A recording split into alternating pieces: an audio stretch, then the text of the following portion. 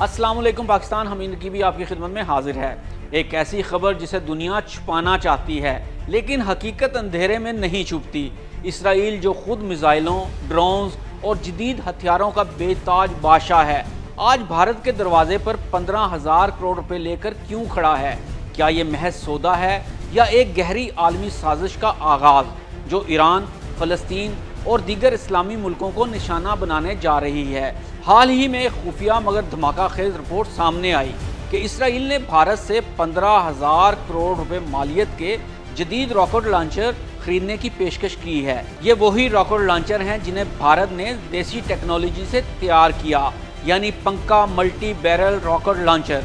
ये rocket system न सिर्फ 90 किलोमीटर दूर तक हदफ को तबाह कर सकता है, बल्कि 44 सेकंड में 12 मौलिक रॉकेट दागने की ताकत भी रखता है।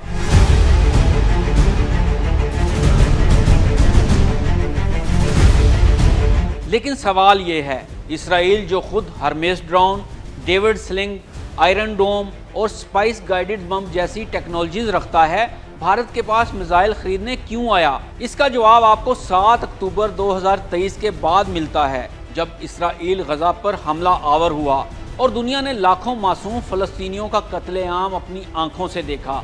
लेकिन जंग सिर्फ गजा में नहीं, अब ये दायरा ईरान, लुबनान और शाम तक बढ़ रहा है। ईरान ने हमास, हिजबुल्ला और दीगर मुज़ाहमती क़ुव्वतों को सपोर्ट किया और इसराइल को मालूम हो चुका है असल जंग अब मैदान में नहीं बल्कि लॉजिस्टिक, असलहे और दिफाई वसाइल की रेस में है। अब इसराइल असला तैयार नहीं कर रहा, वो इसे जमा कर रहा है और वो चाहता है कि जंग के दिनों में भी इसके पास रॉकेटों की बारिश का ज़ख़ीरा मौजूद हो। इसलिए भारत को चुना गया। तो आइए देखते हैं इसराइल ये हथियार कब और कहाँ इस्तेमाल करेगा।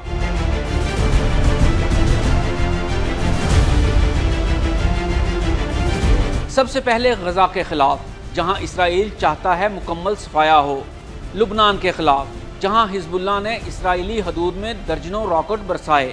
ईरान के खिलाफ, जो इसराइल की असलहा फैक्ट्रियों पर बराह रास्त हमला कर चुका है। और शाम के खिलाफ, जो इसराइली जहारियत का मुसलसल शिकार है।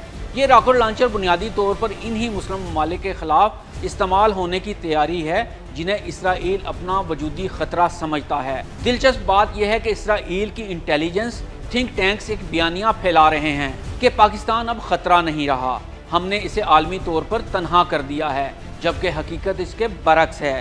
क्योंकि हालिया पाक भारत जंग के बाद तमाम मुअल्लक़ की नज़रें पाकिस्तान और चीन के जदीद असलहा की जानिब लगी हुई हैं। और दूसरी बात यह है कि इसराइल को पाकिस्तान से कभी बराह रास्त जंग में कामयाबी नहीं मिली। अब इसराइल कभी भी पाकिस्तान पर बराह रास्त हमला नहीं करेगा, बल्कि भारत जैसे इत्तेहादियों के ज़रिए बिलवास्ता तौर पर पूरी मुस्लिम दुनिया को घेरे में लेगा। यही वजह है कि ये रॉकेट लॉन्चर महज ख़रीदारी नहीं बल्कि एक ख़तरनाक सफारती जाल है। अब सवाल भारत के लिए भी खड़ा होता है, क्या इसराइल से दोस्ती के बदले वो फ़लस्तीनी बच्चों के कत्ल में शरीक हो रहा है?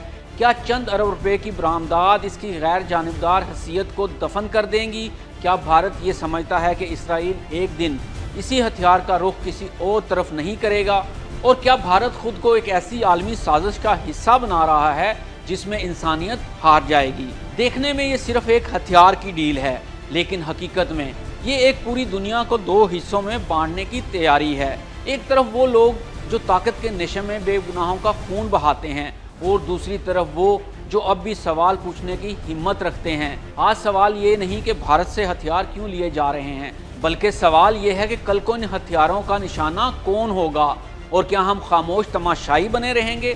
सोचिए, समझिए और आवाज़ बनिए, क्योंकि अगला निशाना कोई भी हो सकता है। अगर आप चाहते हैं कि दुनिया ये हकीकत जाने तो इस वीडियो को लाइक करें, शेयर करें और सब्सक्राइब करें, ताकि हम आप तक ऐसी बेनकाब हकीकतें मुसलसल पहुँचाते रहें। हमीद नकीबी को इजाज़त दीजिए। अल्लाह हाफिज़।